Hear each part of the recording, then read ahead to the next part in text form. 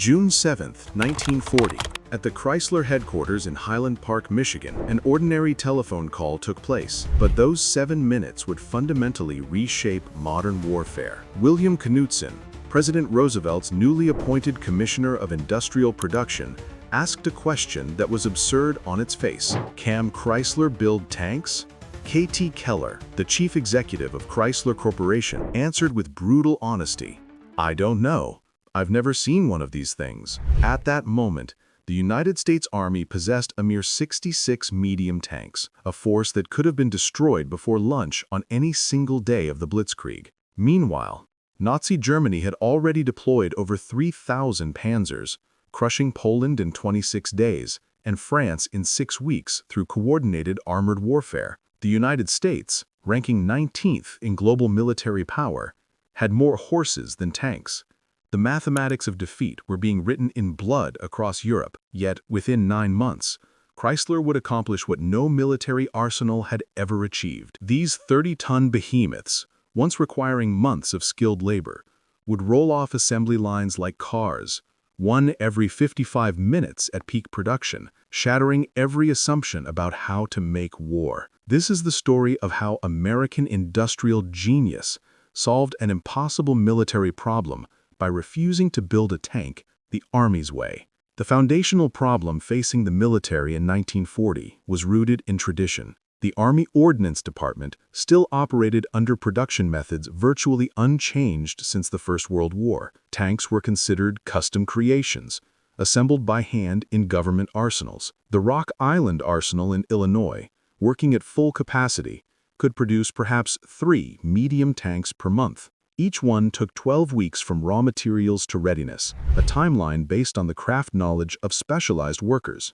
This craft approach was common to all military powers. Germany's production rate of 1,400 tanks annually was spread across multiple factories, and Britain only managed 1,000 per year. Every military power viewed a tank as a unique, sophisticated weapon system, requiring master craftsmen and months of painstaking assembly. Keller, along with his chief engineer, B.E. Hutchinson, and vice president of engineering Frank Zetter, gathered to confront the Army's impossible demand: 1,000 medium tanks in less than 18 months. Hutchinson immediately calculated the current rate. 12 weeks per unit meant 1,000 tanks would take 277 years of production.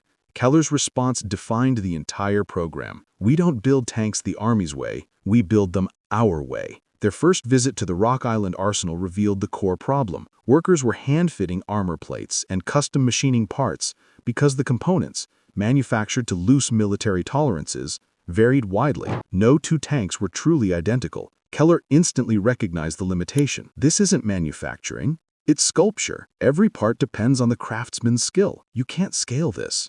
The engineers returned to Detroit and formed the Tank Committee, a secret working group that fundamentally reframed the challenge. Owen Skelton, Chrysler's chief production engineer, provided the crucial insight. An automobile is 2,000 pounds of steel, assembled from 5,000 parts, with 3,000 made daily at Highland Park. A tank is 30,000 pounds of steel, assembled from 8,000 parts. The only difference was the product itself, meaning automobile production principles could apply. This reframing necessitated a complete redesign of the tank for mass production, shifting quality control from craftsman judgment to measurable specifications. They discovered that custom fitting and adjustment accounted for 60% of the old production time. Hutchinson proposed the revolutionary solution: manufacture every component to automotive tolerances so they fit together without adjustment.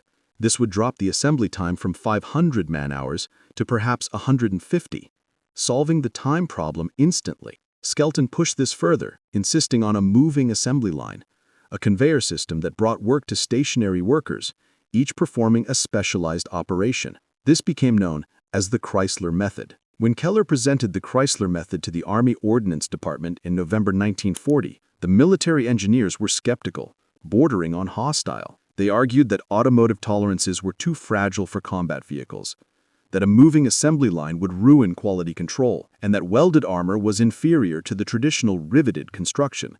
Most critically, the proposed production rate of 10 tanks per day was dismissed as fantasy. Keller's answer was irrefutable. You need 1,000 tanks in 18 months. We can deliver them. Can anyone else? In late November 1940, Chrysler received the unprecedented contract. The Army would finance the factory, but Chrysler would design, equip, and operate the facility. The site chosen was 113 acres of former farmland in Warren Township, Michigan, just north of Detroit. The Army insisted that the new facility be designed by Albert Kahn, the 71-year-old architect who had already revolutionized factory design with the Ford Highland Park and River Rouge plants. Kahn's genius lay in treating the factory itself as a machine. He accepted the seemingly incompatible requirements: a bomb-resistant, massive facility built in months that could be converted to civilian use after the war. The resulting Detroit Arsenal tank plant measured 1.25 million square feet under one roof and was designed for maximum efficiency. The design incorporated 3-foot-thick concrete walls, a steel truss-reinforced roof to deflect bomb blasts, and a material flow that moved in one direction, from raw steel at the west end to finished tanks rolling out the east. Kahn's most brilliant innovation was the sunken assembly line, a 4-foot-deep trench that allowed workers to access the tank's underside without jacks or pits. This single design choice saved hundreds of man-hours per tank installation. Construction began on September 9, 1940, and proceeded at a reckless, frantic pace. Kahn's use of reinforced concrete allowed sections to bear weight within days, speeding construction dramatically. By February 1941, the massive structure was largely complete but far from finished. Windows were absent, and heating systems were incomplete. Nonetheless, Keller made the legendary decision: we'll build the first tanks inside an unfinished building. That brutal Michigan winter, workers assembled tanks in freezing conditions, their breath visible in the air. The solution was an improvisation that captured the program's industrial will. A steam locomotive was brought inside the building, its boiler providing heat to the immediate work area. The tank committee continued to solve technical challenges using pure automotive logic. The M2A1 transmission, designed for 40 hours of hand assembly, was redesigned into a complete module that could be assembled on a dedicated line and installed in just 4 hours. The suspension system, likewise, was standardized and converted into pre-assembled bogies that could be built in 2 hours and bolted to the hull in 20 minutes. The most controversial challenge was the armor hull. Traditional hulls were riveted, a process that took weeks and created dangerous weakness when rivets sheared off under impact. Chrysler proposed all-welded hulls. The Army strenuously objected, citing concerns over combat testing, heat stress, and the need for skilled welders. Chrysler countered with ballistic tests, proving the welds were stronger than riveted joints, developed heat treatments to eliminate stress, and, most importantly, demonstrated that semi-skilled workers could produce acceptable welds after just 2 weeks of training using production jigs. The engine situation required the most creative problem-solving. The existing M2A1 tank used a 400-horsepower radial aircraft engine, but the manufacturer could not meet Chrysler's demand. Engineer Harry Wilson proposed an absurd concept, combining 5 of Chrysler's standard inline 6-cylinder automobile engines into a single power plant. This Rube Goldberg contraption, as the Army derisively called it, became the brilliant A57 multibank engine. It used 30 cylinders arranged in a circle around a central gear case to produce 425 horsepower. Critically, it solved the production problem by using existing tooling and components that could be assembled by relatively unskilled workers immediately.